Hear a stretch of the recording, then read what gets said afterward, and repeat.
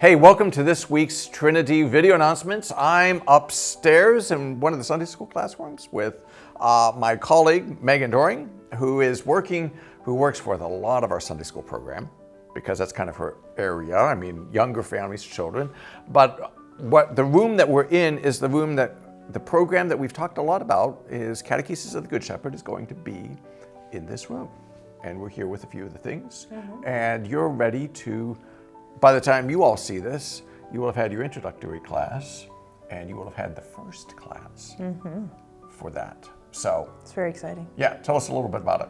So this space is actually, as we will refer to it, as the atrium.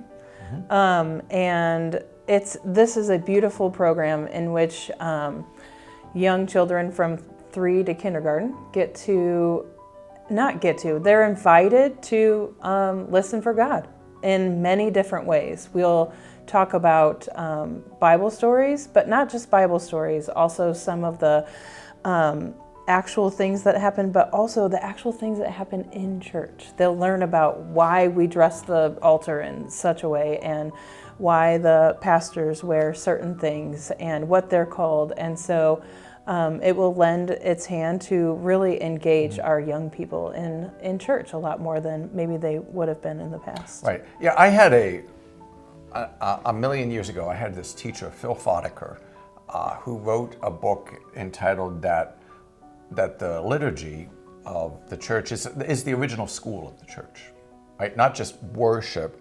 And I think for some of us who grew up Protestant, worship meant going to church, listening to a sermon, singing a few hymns, going home.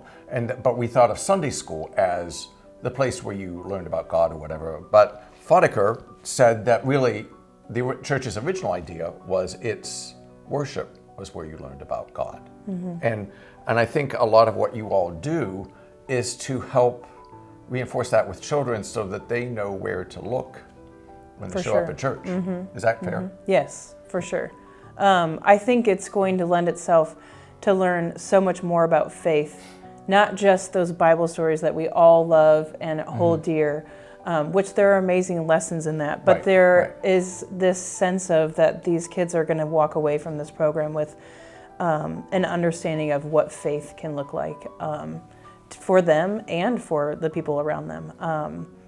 And just with an understanding that, even though I'm the person that's trained, I'm just their guide to be here and give them the ideas of here are the things that you can be thinking about. And one of the focal points, which is why we're sitting here in front of this table, is called the prayer table. And they can just come up here and listen for God. They can read the Bible. They can admire the statue. But then also, every time we crack open the Bible in a lesson or just together as a group, we light a candle to remind the children that God is here, that He is present. And so it's just a really neat thing for these kids to be able to focus on. And Montessori's friends who started this program, Sophia and Gianni, did a lot of observing and watching of kids and decided that the Good Shepherd was the thing that kids identified with the most, which is why it's called the Catechesis of the Good Shepherd. They really start to identify with him and realize eventually, maybe not by the time they're out of this program in kindergarten, but that the Good Shepherd is really Jesus and is that representation of love, unconditional love. Right. And you may not know this, but one of the craziest things about that is the oldest and most pervasive image of Jesus that dates back to the time of the catacombs is Jesus as Good Shepherd.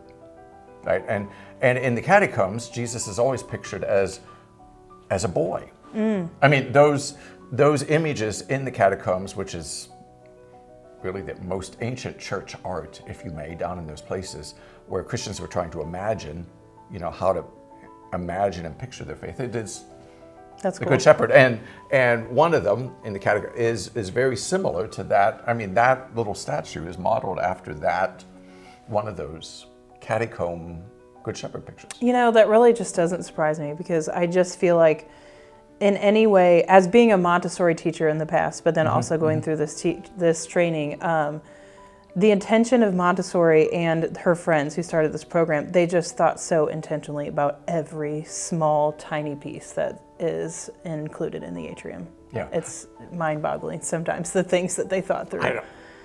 It's important for all of you to know that really we've invested, or Megan has invested, how many hours? Many hours, many hours. I mean, the training was extensive. to offer this program, to legitimately offer this program, is not just we buy a book from a religious bookstore and you kind of look through it and now we have a catechesis spot that you invested. Oh yeah, many hours. Is it like a 50-hour training? Yeah, maybe more than that. And then you also have to do all of these volunteer hours and go observe in different places. And it was actually very similar to my Montessori training for teaching 1st through 3rd grade. Very intense, but great. But part of what that is to say is that we've invested the most of our resources into our very youngest children. And the effect that we're hoping for that as they grow up. We did this at one of my former parishes. In fact, I think you said this came from St. Mark, from the lady who ran the program at St. Mark. What we found in that place was that 3, 4, and 5-year-olds were the most engaged people on Sunday morning worship, which is kind of if you know the history of Trinity, that's kind of a crazy idea in some ways. But 3, 4, and 5-year-olds were some of the most engaged participants in worship because they had absorbed the most going into it, right? I mean, as Fodiker had said, worship is the school of the church, and they had already been schooled in it. Yeah, and they were good to go. Yeah, I'm sure they had this amazing opportunity to be present and have a great explanation for all of these small things that we take for granted every day. Yeah. Or you just kind of see it there and like, it's just a silly church thing. But we also hope to eventually move this to older kids than just... Move it up and broaden it out. Yes. Yeah. Yeah. So if anyone is interested in coming, you're welcome to come observe any morning from 9:45 to 10:25 here in this room. We invite visitors anytime. Yeah. And if you're interested in helping, come talk to Megan, because for it to expand, you have 8, 9, 10 kids? Yes. Right now? 10. Kind of 10. Registered. And ideally, if we get past 10, ideally, you would need another class. We need another class. And we have a lot of families and a lot of little kids. We're going to need another class. So if you're watching this and you're thinking, I might be interested in that, come and talk to Megan. We can get you set up, get you kind of going down that road, and you might be wanting to help form the lives of really our youngest and becoming our most engaged members here at this place. Yeah.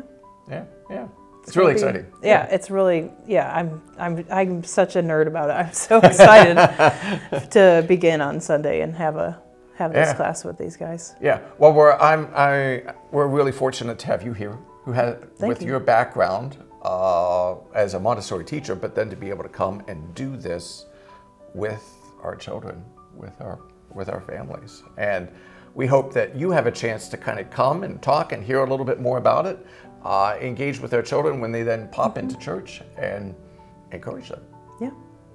Anything else we could do for you? Anything we can do for you? Well, eventually, there will be what we're calling a sheepfold. A sheep, sheepfold, like sheep. Yeah, like a sheepfold. Okay. Yeah. And we're just asking for a donation of some supplies. The idea of this, we are very blessed to have the supplies, a lot of these things that came from the church in which Pastor Erdis used to work. But part of this whole idea is that the church is a part of building this program, and part of that is with intention of having things that we need help building and that we need help with donations of things. So eventually there will be a sheepfold in which you can choose a sheep and maybe donate or make something for our program here. Nice. Yeah. Nice. Hopefully soon. Good. Yes. Good. So stay tuned. Keep an eye out for some of that. We'd love to have you ask some questions. Yes, please. And come and, as you're able, get involved in a little bit. It's this great opportunity to engage our children in ways that the church has been engaging them for a long time. So come and be part of it. Talk to Megan. She'll tell you everything you need to know. Oh, for sure. I love talking about it. I know. So, but thanks for being with us. Thanks for your support of our work here, and we'll see you soon. Have a great week.